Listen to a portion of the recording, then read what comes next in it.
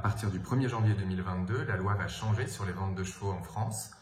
2 directives européennes ont demandé le renforcement de la garantie de conformité sur un grand nombre de produits de consommation. Alors, la garantie de conformité, c'est quoi? C'est une disposition du Code de la consommation qui protège les acheteurs non professionnels, pour nous concrètement les amateurs.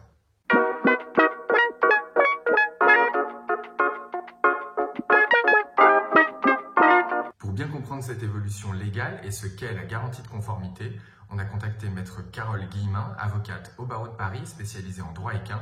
Écoutez-la.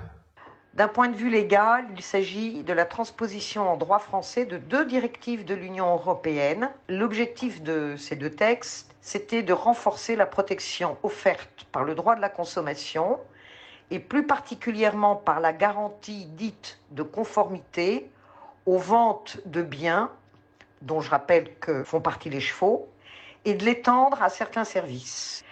L'article 9 de l'ordonnance du 29 septembre 2021 vient expressément exclure la vente d'animaux domestiques du champ de cette nouvelle garantie de conformité renforcée.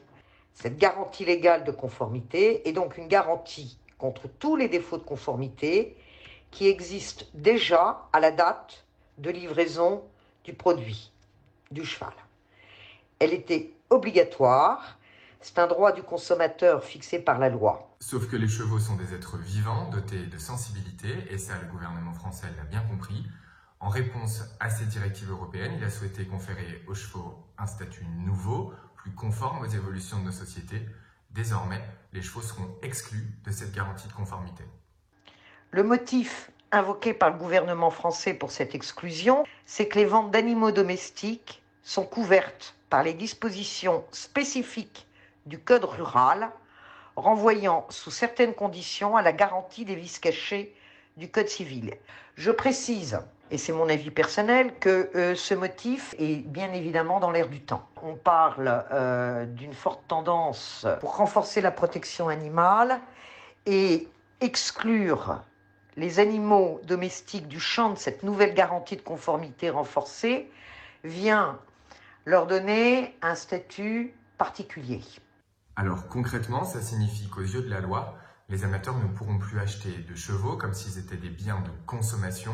Le cheval n'est plus un produit. Pourtant, il existe toujours des recours et des textes qui protègent les acheteurs de chevaux, quels qu'ils soient. Écoutez Carole Guillemin qui vous en dit plus à ce sujet. Quelles sont ces garanties? C'est celles qui sont prévues par le Code rural, c'est-à-dire les vices rédhibitoires, qui sont énoncés de façon exhaustive par le Code rural. C'est une action qui se met en œuvre dans un délai très court, entre 10 et 30 jours, suivant le cas, après la livraison du cheval, et dans des cas limitativement prévus par la loi. La deuxième action qui restera possible, c'est l'action en vice caché. C'est une action qui peut être introduite dans un délai de 2 ans à la suite de la découverte du vice. Troisième mode d'action éventuelle, c'est l'obligation de délivrance à la charge du vendeur. Quatrième action, c'est la réticence dolosive, qui est issue du dol. Par exemple, le silence délibéré du vendeur sur un sujet que l'autre partie ne pouvait pas connaître.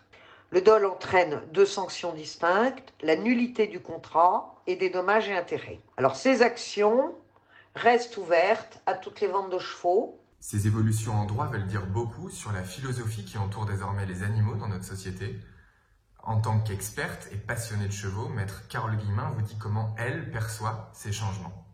Personnellement, je suis ravie qu'on ne puisse plus employer ce mot horrible en matière d'être vivant, qui est celui de consommateur. Sortir de la liste des produits de consommation courante dans une société de consommation d'animal domestique est un progrès sur le plan philosophique, parce que ça revient à lui donner une cohérence sur le plan juridique en matière de transaction. Quelle que soit la volonté du législateur de renforcer la protection du consommateur, l'animal n'est pas un produit de consommation. Et ça, c'est une avancée formidable. Que vous soyez professionnel ou amateur, acheteur ou vendeur, vous devez à tout prix vous protéger d'une éventuelle action en justice parce que les coûts sont très élevés et les procédures très longues. Carole Guillemin vous donne tous les conseils pour acheter ou vendre un cheval en toute sérénité. Ce que je conseille aux vendeurs comme aux acquéreurs, c'est un contrat de vente qui prévoit impérativement la destination du cheval. Un contrat de vente qui précise si une jument est achetée pour faire du sport, si oui, quel sport, selon chaque sport, quel niveau de compétition attendu. Donc, contrat oui, impératif, préciser la destination du cheval, préciser les garanties, notamment celle du vice caché auquel l'acquéreur pourra se référer. Ça évite des débats parfois lourds sur la convention dérogatoire au vice caché. Et puis enfin, de recourir à une mesure de médiation. Je pars du principe qu'il vaut mieux un bon arrangement qu'un mauvais procès, surtout compte tenu de la longueur des procédures. Un grand merci à maître Carole Guillemin qui, je l'espère, vous aura aidé à mieux comprendre les tenants et les aboutissants de ces évolutions légales autour des ventes de chevaux. Merci à vous de nous avoir suivis pour ce Zoom et à bientôt.